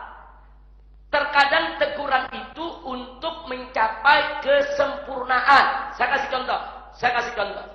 Saudara, kalau ada orang biasa, sholat tahajudnya setahun sekali, wajar. Enggak ditegur, saudara, sama Allah. Tapi kalau ada aulia as-sholihin, tahajudnya setahun sekali, ditegur, saudara, sama Allah. Apalagi Nabi. Nabi meninggalkan tahajud, ditegur sama Allah. Maka itu tahajud menjadi kewajiban bagi seorang Nabi. Sunnah bagi umatnya. Kenapa? Karena melihat kesempurnaan daripada magomnya. Nah, jadi jangan lupa tuh. Jadi kalau Nabi ditegur tentang suatu perbuatan, Allah menghendaki yang lebih sempurna. Bukan karena Nabi salah. Nah, ini yang mesti kita ingat. Jadi al-itab lin Nabi jangan diartikan bahwa ini Nabi mukhti, Nabi muznib, Nabi musi. Enggak begitu. Itu pemikiran yang tidak benar. Saya kasih contoh. Kalau Anda melihat anak SMA diri di depan warung, beli kacang, makan sambil berdiri, wajar tidak? Terus Anda lihat ada satu ulama pakai imamah, jubah, luar biasa, pakai sorban, saudara. Diri di jalanan nunggu taksi, beli kacang, makan sambil berdiri. Kira-kira bagaimana pemandangannya? Enak nggak? Nggak enak. Loh, kenapa yang satu Anda nggak tegur, kok yang ini Anda tegur jadi nggak enak? Magomnya beda. Nah, magomnya beda. Makanya ada istilah, saudara, yang menyebutkan Hasanatul abrar, sayyiatul muqarrabin. Kebaikannya orang-orang abror itu masih dianggap jeleknya orang-orang yang udah muqarrabin, yang udah dekat dengan Allah. Jadi makin dekat kepada Allah, makin banyak etika yang harus dijaga untuk tidak dilanggar, saudara. Nah itu yang ingin saya sampaikan. Ini kelihatannya kalau pengajian lelaki mestinya pertanyaannya jangan ditulis. Kalau ibu-ibu ditulis wajar.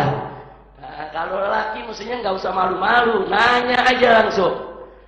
Nah, kalau ibu-ibu banyak ditulis memang pertanyaannya. Baik, di sini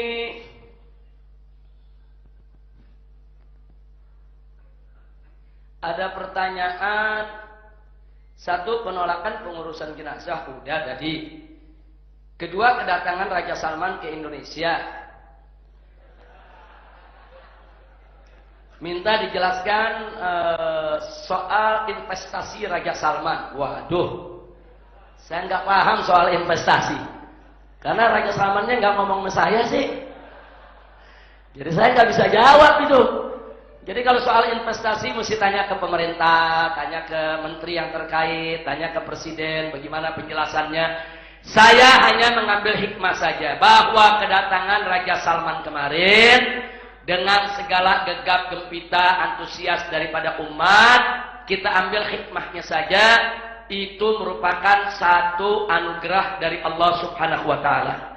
Yang pertama, tidak bisa dipungkiri kehadiran Raja Salman dengan seluruh rombongannya tidak bisa dipisahkan daripada magnet 212. Nah, itu bisa kita dapat apa? Beberapa ulama kita yang ngobrol dengan beberapa pangeran. Pangeran-pangeran itu bertanya kepada para kiai-kiai kita, gimana itu 212? Nah, itu bagaimana dulu 212? Bagaimana? Kenapa? Ada apa? Nah, artinya 212 itu memang sudah menembus seluruh dunia Islam dan banyak pemimpin dunia yang mau tahu ada apa sebetulnya di Indonesia ini. Nah, ini satu hal yang patut kita syukuri. Oleh karenanya, kemarin pada saat Bapak Presiden kita ke Australia dan pulang dari Australia, ada pernyataan yang cukup menarik. Ahlan wa sahlan. Ahlan wa sahlan. Ahlan wa sahlan. Ustaz Zaid Bahmid dari Al-Irsyad Al-Islamiyah. Begitu juga Kiai Haji Muhammad Al-Khattab, Sekjen FUI. Selamat datang. Baik, saya sampaikan saja. Ada yang menarik. Yang menarik Bapak Presiden mengatakan, ini dalam siaran pers. Beliau mengatakan kepada seluruh investor asing dari seluruh dunia, jangan ragu-ragu untuk investasi di Indonesia. Indonesia ini aman, Indonesia ini tenang, modal Anda tidak akan terganggu, usaha Anda di sini dijamin aman. Kenapa kata Presiden? Sebab orang Indonesia ini sudah dewasa. Mana buktinya? Buktinya aksi 212 yang hadir 7 juta lebih ternyata tertib. Ini Presiden yang ngomong, saudara. Artinya Presiden mengakui 212 itu bisa menjadi modal untuk narik investor. Luar biasa, saudara. Dan ini real. Pulang dari Australia beliau sampaikan begitu. Nah, memang dari kemarin pun kita sudah minta kepada pemerintah agar spirit atau RUU 212 itu diambil oleh pemerintah untuk apa? Untuk membangkitkan semangat kebersamaan umat Islam di Indonesia dalam rangka untuk menjaga keutuhan NKRI, membangun ekonomi, dan seterusnya. Bukan dicurigai makar, bukan dituduh makar, bukan dikriminalisasi ulamanya. Nah, tapi ini kan perubahan yang luar biasa, kan bagus betul kalau Presiden sudah mengakui begitu, saudara. Nah, jadi artinya ternyata saat ini Presiden sudah ikut menjual 212 untuk kepentingan ekonomi. Alhamdulillah. Nah, jadi sekali lagi ini luar biasa, luar biasa. Ini patut kita syukuri. Karena itu tadi saya katakan kedatangan Raja Salman nggak bisa dipisahkan dari kondisi tersebut. Nah, mudah-mudahan kita ambil yaitu hikmahnya. Amin ya rabbal alamin. Nah, kalau orang Betawi punya penilaian lain lagi. Apa kata orang Betawi? Gua demen tuh Raja Arab datang, ternyata yang kaya bukan Cina aja. Orang Betawi begitu ngomongnya. Gua baru melek dan ternyata Arab kaya-kaya juga. Nah, jadi artinya dari sini untuk membuka mata kita semua saudara, bahwa dunia Islam ini kaya. Negeri-negeri Islam ini kaya. Kalau kita mau menjalin kerjasama antar dunia Islam, membangun ekonomi, kenapa kita harus menggantungkan diri ke negara-negara kafir? Kenapa kita harus menggantungkan diri kepada asing dan asing? Ternyata dengan menjalin hubungan sesama negara Islam, kita bisa bangkit dari keterpurukan ekonomi. Betul? Nah, berarti saya mau tanya semua yang ada di sini, kalau gitu kunjungan Raja Salman bagus tidak? Positif tidak? Nah, jadi kita sambut hikmah yang positif aja, saudara. Nah, jangan selalu berpandangan yang negatif thinking. Nah, cuman memang kadang-kadang ada malunya juga kita, anggota DPR berebut selfie. Enggak, bukan malu apa, kalau di negeri kita biasa, enggak apa-apa. Tapi kalau diekspos ke dunia kan itu jadi bahan pembicaraan. Nah, diekspos ke dunia itu jadi bahan pembicaraan. Kok begini perilaku daripada orang Indonesia. Tapi saya pikir ya sudahlah, ambil positifnya aja. Orang lagi cinta sama Raja Arab. Nah, udah pokoknya ambil hikmah lagi cinta. Kalau nggak cinta kan nggak selfie, saudara. Saya mau tanya, Anda mau selfie sama orang yang Anda benci? Enggak. Kalau selfie berarti apa? Ternyata cinta Arab juga dia. Alhamdulillah. Ya bukan, kemarin kan ramai Arab dipojokin, Arab begini, ambil Islamnya, jangan ambil Arabnya. Udah macam-macam. Ya selfie juga sama Arab. Alhamdulillah, mudah-mudahan itu jadi modal untuk perdamaian di negeri kita. Amin ya rabbal alamin. Baik, ini sudah ada beberapa pertanyaan yang sudah kita jawab dan kita mengucapkan selamat datang. Ini Habib Mohsin bin Zaid Al-Attas, Imam FPI DKI sudah hadir bersama kita dan kita doakan agar Habib Mohsin ini ke depan lebih tegar dalam berjuang.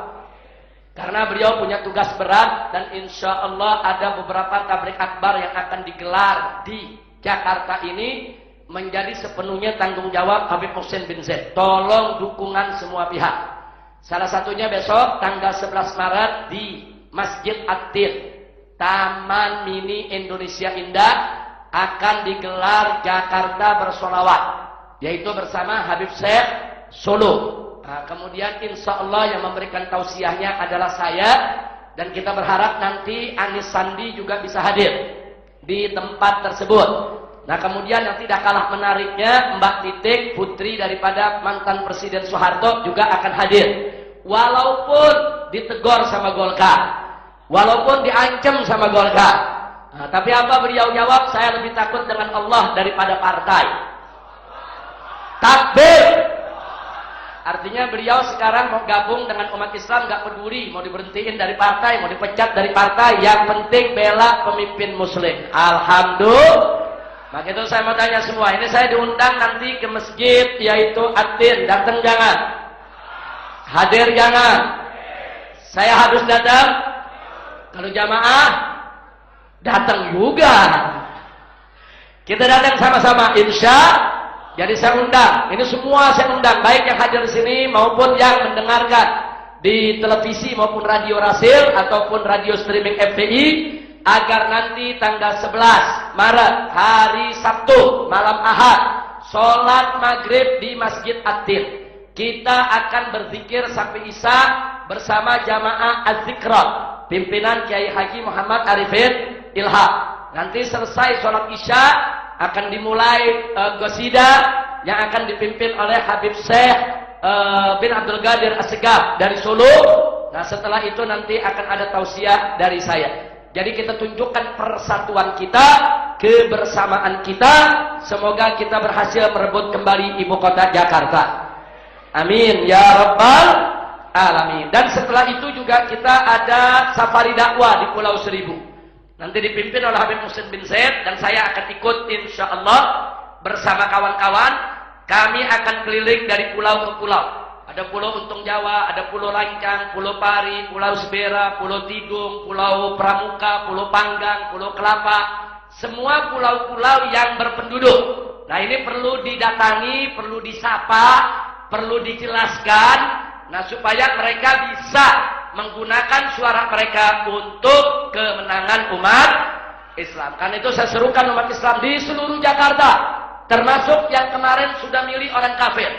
Tolong segera taubat kepada Allah. Tubu ilallah taubatan nasuha. Nah, kalau Anda bertaubat, Anda kembali ke jalan yang benar, besok Anda bersama-sama kami untuk memilih atau memenangkan calon gubernur muslim untuk memimpin Jakarta. Insya Allah Anda mati, kita sholatin rame-rame. Amin. Amin. Terus ada yang bilang, tapi kemarin kampanye buat orang kafir. Kemarin. Kalau orang taubat kan boleh, saudara. Boleh nggak taubat? Tubu ilallahi taubatan nasuha. Nah, kalau dia taubat, sumpahannya kita tarik, doanya kita kasih. Nah, biar dia hidupnya bahagia, sehat, walafiat, dimudahkan segala urusannya. Amin. Mudah-mudahan Allah kasih kemenangan kepada kita. Nah, baik, itu yang bisa kita jawab, dan kita punya tamu. Hari ini ada rombongan tamu kita, yaitu Wakil Bupati Pidijaya dari Aceh, Haji Sayyid Mulyadi. Beliau adalah Wakil Bupati. Silakan boleh berdiri, Pak. Nah, ini Wakil Bupati Pidijaya. Shallu ala Nabi. Nah, jadi beliau ini kemarin yang menyambut waktu kami datang ke Pidijaya. Jadi kami kerjasama dengan beliau dan seluruh jajaran yang ada di Kabupaten Pidijaya dalam rangka untuk membantu korban gempa. Nanti Habib Ali Al-Hamid boleh melaporkan apa yang sudah kita lakukan di Pidijaya sampai hari ini. Karena belum selesai. Maka itu kalau masih ada yang ingin membantu, itu tetap masih terbuka. Kita masih membangun rumah-rumah yang hancur. Kita bangunkan rumah-rumah baru, yaitu untuk para korban gempa yang ada di Pidijaya. Jadi kita terima kasih kepada Haji Sayyid Mulyadi selaku Wakil Bupati. Salam juga buat Bapak Bupatinya dan seluruh jajarannya yang telah bekerja sama dengan sangat baik, yaitu dengan saudara-saudara kita yang kita tugaskan di Pidijaya sana. Nah, di sini hadir juga yaitu Al-Ustadz Al-Muhtaram Al-Mukarram Tengku Haji Muhammad Nur. Nah, beliau yaitu pengurus daripada Majelis Ulama Indonesia yang ada di Pidijaya. Boleh memperkenalkan diri Pak Kiai? Nah, Pak Ketua MUI. Shallu ala Nabi. Kalau kita di sini sebutnya Kiai Haji, kalau di sana disebut Tengku Haji. Nah, jadi itu memang panggilan Tengku Haji itu panggilan yang sangat terhormat. Beliau Ketua Majelis Ulama Indonesia yang ada di Kabupaten Pidijaya. Kemudian hadir juga bersama kita dari Basnas Pidijaya, yaitu Tengku Marzuki. Nah, ini beliau Tengku Marzuki. Shallu ala Nabi. Waalaikumsalam warahmatullahi wabarakatuh. Jadi beliau datang kemari, alhamdulillah sedang ada di Jakarta, bisa silaturahim. Terima kasih banyak atas silaturahimnya. Mudah-mudahan kerjasama kita dengan beliau-beliau ini akan semakin baik untuk membantu saudara-saudara kita yang ada di sini. Jadi memang ikhwati lahibai rahimakumullah, para habaib ini, para keturunan Rasulullah sallallahu alaihi wasallam ini memang banyak dicinta dan dihormati oleh umat Islam Indonesia di berbagai daerah. Sehingga rasa cinta mereka itu mendorong mereka untuk memberikan aneka ragam gelar panggilan kepada para habaib. Seperti di Aceh disebut Sayyid, kemudian di Malaysia disebut Syed, kemudian di Riau disebut Syarif, kemudian di Palembang kadang-kadang disebut Ayyib, kemudian di Jakarta disebut Wan, kemudian di Sumatera Barat disebut Sidi. Nah, kemudian di beberapa daerah lain bahkan disejajarkan dengan gelar kedaerahan. Di Jawa Tengah suka disebut Raden, kemudian di Kalimantan Selatan disebut Andi. Nah, jadi itu merupakan gelar-gelar yang memang diberikan oleh masyarakat untuk menunjukkan rasa mahabbah mereka, yaitu kepada keluarga Nabi kita Muhammad sallallahu alaihi wasallam. Tapi semua gelar itu tentunya harus disyukuri, bukan untuk dibuat sombong-sombongan, takabur atau tafakhur yang tiada berguna. Karena walau bagaimanapun juga keistimewaan yang paling istimewa di sisi Allah dan Rasulnya adalah takwa kepada Allah Subhanahu wa Ta'ala. Baik, di sini ada guru kita, ada orang tua kita, yaitu Al-Ustadz Asy-Syaikh Zaid Bahmid. Beliau adalah ketua bidang dakwah dari pimpinan pusat Al-Irsyad Al-Islamiyah. Nah, kita minta kepada beliau untuk memberikan sedikit sambutan. Shallu ala Nabi. Assalamualaikum warahmatullahi wabarakatuh. Bismillahirrahmanirrahim. Alhamdulillahi rabbil alamin wa bihi nasta'inu ala umuri dunya waddin. اللهم صل وسلم وبارك على حبيبنا ونبينا وسيدنا محمد صلى الله عليه وسلم وعلى آله وأصحابه أجمعين. Saya sebenarnya guru saya yang ini. Dibalik.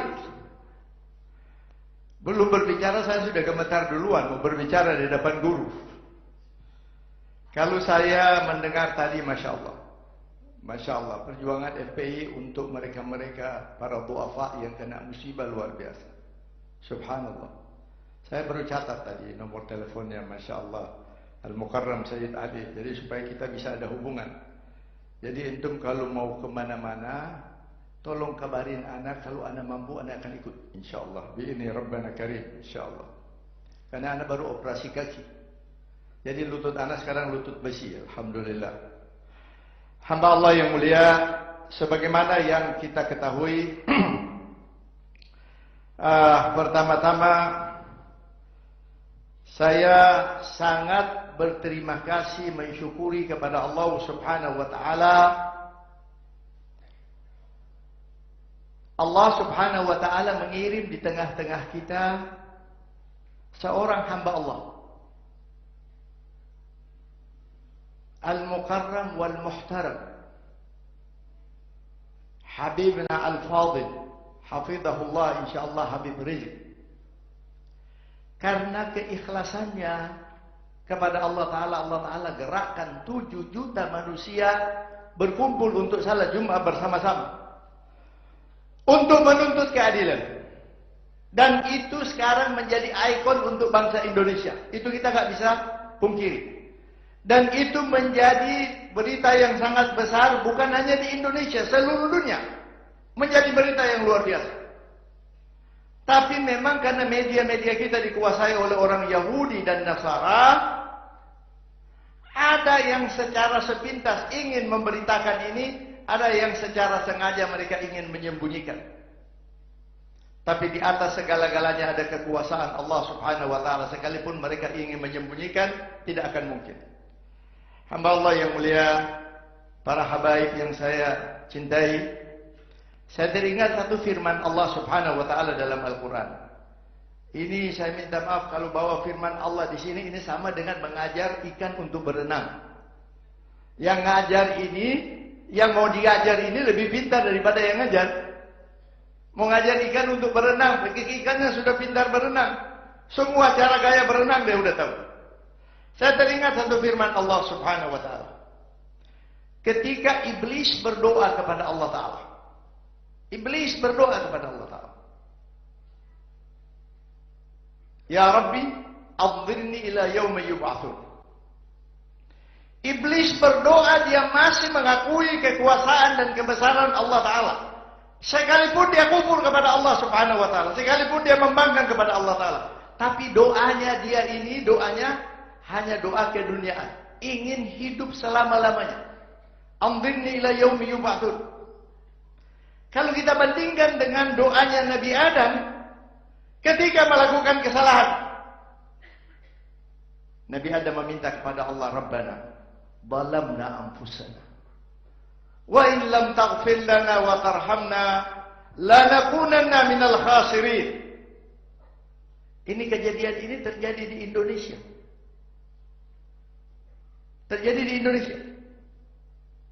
Pengikut-pengikut iblis sudah melakukan kesalahan, sudah melakukan ketidakadilan, sudah melecehkan Al-Quran, tapi karena masalah keduniaan, sama dengan iblis yang dia minta hanya untuk soal dunia. Anzirni ila yaumi yub'atsun. Mempertahankan kesalahan demi kehidupan dunia. Melencengkan keadilan demi kehidupan dunia. Menginjak-injak ayat Allah demi kehidupan dunia.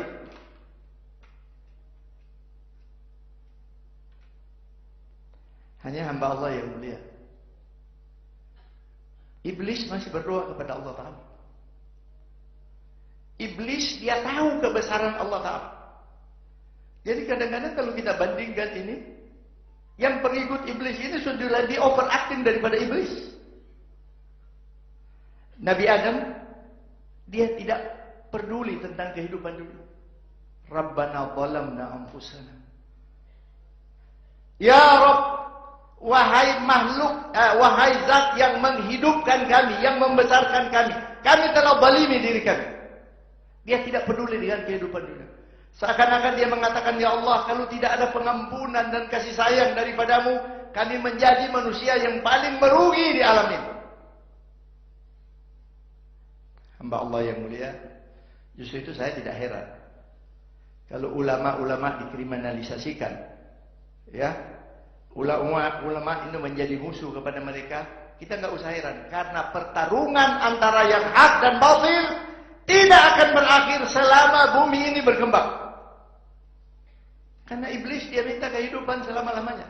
Justru itu sebagai penutup saya hanya ingatkan sedikit aja kepada apalagi yang memangku jabatan, yang Allah Ta'ala amanatkan punya jabatan, yang Allah Ta'ala amanatkan punya kekuasaan. Allah Ta'ala ingatkan kepada kita sekalian, Qul, sampaikan ya Muhammad, Innal mauta alladhi tafirruna minhu fa innahu mulaqikum thumma turadduna ila alimil ghaib wa syahada fayunabbi'ukum bima kuntum ta'malun. Hidup mau berapa lama? Kemana Syah Iran?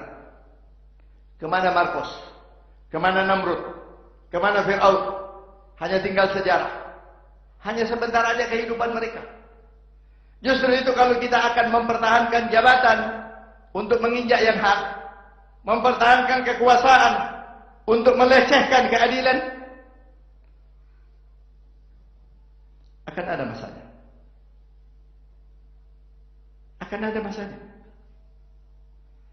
Tapi sebagaimana yang disampaikan tadi oleh Al-Mukarram wal-Muhtaram Ustadi Al-Fadil Habib Rizik, pintu taubat selalu terbuka. Pintu taubat tidak pernah ditutup oleh Allah Subhanahu wa Ta'ala sampai ketika roh telah sampai di kerongkongan. Dan Fir'aun, Allah Subhanahu wa Ta'ala telah menunjukkan contoh kepada Fir'aun. Dan contoh ini diabadikan Allah kepada kita sekalian. Ketika rohnya sudah sampai di kerongkongan, dia penguasa tertinggi. Tidak ada kekuasaan yang lebih tinggi daripadanya, terkecuali Allah Subhanahu wa Ta'ala. Sampai dia mendakwakan dirinya Tuhan. Tapi ketika roh sudah sampai di kerongkongan, falamma adrakahul gharaq qala amantu. Ketika roh sudah sampai di kerongkongan, baru dia ingin syahadah, bertobat. Justru itu bapak-bapak, ibu-ibu sekalian, dia syahadah dan syahadahnya selesai. Annahu la ilaha illa amanu bani Israel, gitu ayatnya. Wa ana minal muslimin. Aku beriman tiada Tuhan melainkan Dia, Allah yang disembah oleh Bani Israel, dan aku masuk kepada kelompok yang menyerahkan diri, kepada hamba-Mu yang menyerahkan diri. Allah Ta'ala jawab, Al-an wa kuntu asayt wa kuntu minal mufsidin. Baru sekarang ya bajingan, tadinya Anda menyanggah, Anda menjadi manusia yang paling fasad. Nah, untuk itu hamba Allah yang mulia, kepada saudara-saudara pejabat-pejabat kita yang diberikan kekuasaan oleh Allah, jangan menjadi musuh Allah. Jangan memusuhi hamba-hamba Allah yang dicintai oleh Allah Ta'ala. Jangan memusuhi hamba-hamba Allah yang mendakwakan ad-dinul haq. Jangan memusuhi hamba-hamba Allah yang ingin menegakkan keadilan. Karena jabatan ini sebentar. Dan kematian satu undangan yang bisa tiba-tiba datang kepada kita, tidak diberitakan oleh Allah Subhanahu wa Ta'ala. Namun hamba Allah yang mulia, perjuangan kita baru mulai. Baru memulai. Dan perjuangan kita tidak pernah akan selesai. Rasul sallallahu alaihi wasallam mulai dari wahyu yang pertama diberikan oleh Allah Subhanahu wa Ta'ala, Allahumma salli wa sallim alaih, sampai wahyu yang terakhir turun kepada Rasulullah, benturan yang diarahkan oleh kelompok munafikin, musyrikin tidak pernah berhenti. Tidak pernah berhenti. Dan ini Allah memberikan contoh kepada kita dalam Al-Quran. Laqad kana lakum fi rasulillahi uswatun hasanah liman kana yarjullah wal yawmul akhir. Semua kita ingin mendapatkan keridhaan Allah. Semua kita ingin mendapatkan keselamatan di yaumil akhir. Untuk itu hamba Allah yang mulia, perjuangan kita baru memulai. Dan tidak akan selesai, baru akan memulai. Dan jangan kita mundur diri untuk menegakkan keadilan dan hamba Allah yang mulia. Ada yang satu yang saya takuti. Yang saya takuti. Mudah-mudahan Allah subhanahu wa ta'ala memelihara dan memanjangkan umur guru kita. InsyaAllah. Sallu ala Nabi. Karena di dalam sejarah belum pernah Allah menggerakkan 7 juta manusia untuk bertakbir, bertahmid kepada Allah subhanahu wa ta'ala di udara yang terbuka. Saya teringat kepada Nabi Musa alaihissalam. Di dalam Quran Allah ceritakan ketika Nabi Musa diperintahkan oleh Allah Ta'ala, "Azhab ila Fir'aun innahu tagha faqula lahu qawlan layyinan." Pergi kepada Nabi Musa, dia ini sudah keterlaluan. Sampaikan kepadanya kalimat-kalimat yang indah. Itu yang kita lakukan di 212. Kalimat-kalimat yang indah. Apa yang kita lakukan? Berzikir kepada Allah.